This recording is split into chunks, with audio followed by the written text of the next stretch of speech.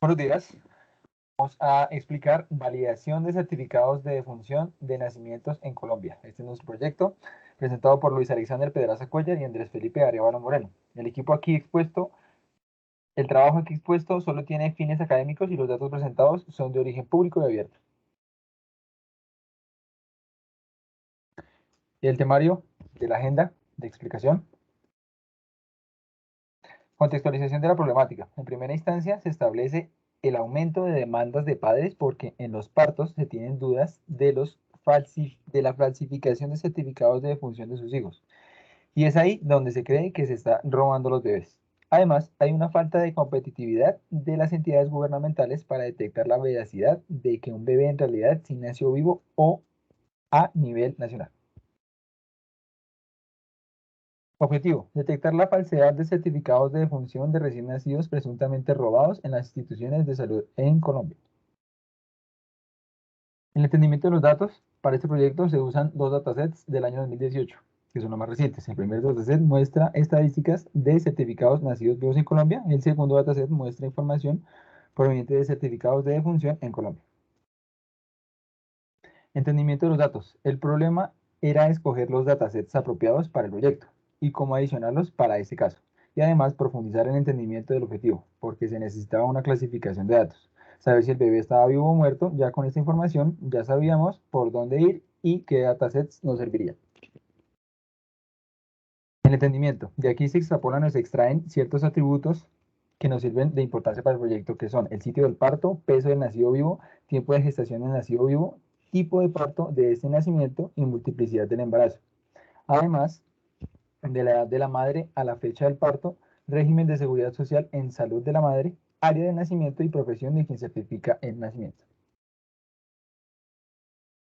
Aquí tenemos la columna objetivo que se llama vivos. Esta columna no existía en los datos del dataset que encontramos, entonces la creamos. La información es 1 significa nacidos vivos y -1 significa nacidos muertos. En la preparación de los datos tenemos una cantidad de filas y columnas finales. En este caso fueron 30.000 filas y 10 columnas. Los motivos de eliminación de algunas filas o columnas, en este caso se eliminan si terminan en 9 en cualquier categoría. Esto significa que no tienen ninguna información. Si terminan en 99 en la edad de la madre es porque no tienen información. Aproximadamente unas 4.567 filas eliminadas. Las transformaciones realizadas, pues se declara una función de recategorización. Esto sirve para reemplazar las columnas de sitio parto, porque los datos estaban invertidos. Renombramos las columnas de los dos orígenes para hacerles una adición respectiva. Después generamos las columnas DUMI, área nacido y seguridad social, y las ordinales las dejamos como el resto porque consideramos que tenían peso y las dejábamos como estaban. Explicación del archivo final. A la final queda un data frame con solo números y se eliminan las columnas ARIANAC y seguridad social porque no las necesitábamos y guardamos el archivo en la extensión .csv en las columnas index para procesar los modelamientos de los datos.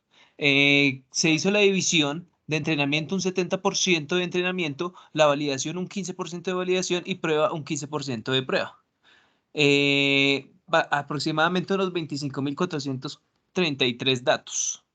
Los algoritmos aprobados fueron árbol de decisión clasificador y el KNN, los scaffold de 10 de 10, la métrica utilizada, matriz de confusión, la sensibilidad y F1 score. Y el tiempo de ejecución 2.1 segundos y 1.1 segundos. Muestra de los algoritmos probados, acá los probamos, el mejor era el KNN y el árbol de decisión y con su respectiva F1 score KNN con su fórmula de precisión. En mencionar los algoritmos que nosotros escogimos fue el árbol de decisión, el clasificador, con su sensibilidad y tiempo de ejecución 1.1 segundos. Era más fácil y en la tercera línea de código nosotros lo hicimos con los datos de test que nos pide el profesor, test.csv. Y ahí el más grande es el test de exactitud de 97.30% y recargando los datos de los archivos de test, train y val. En las conclusiones de los resultados obtenidos podemos concluir que si probamos el algoritmo del árbol de decisión para clasificar, probándolo con datos que nunca he visto, tiene una exactitud de 97.30%. Nosotros habíamos dicho que iba a tener una exactitud de 90%, entonces nosotros estamos cumpliendo con el objetivo planteado, porque algunas variables Gini se acercan mucho al 0.5 de probabilidad, que es muy casi perfecto para las clasificaciones, y descubrimos las tres columnas maestras que serían peso nacido, edad madre y tejez, pero llegamos a la conclusión final de que el peso de los nacidos era el que pesaba más para saber si un bebé estaba nacido o muerto, y el algoritmo nos lanzaba una exactitud de 96.87% con datos que nunca he visto. Y la clasificación del diagrama de árbol de tres ramas es que si el peso nacido es menor o igual a 2.5, es decir, está en categoría 2 significa entre 1000 y 1500 gramos, true izquierda, false derecha, y a la final está la clasificación de la clase si está muerto o vivo al final de la rama de los árboles. La clasificación de los diagramas de árbol de clasificación de una rama, el peso nacido, si es menor de 1000 a 1500 miligramos, el bebé va a nacer muerto. Y si es falso, van a nacer vivo. Con esta información ya podemos hacer un if y con eso hacer entendimiento de nuestro modelo. Y muchas gracias.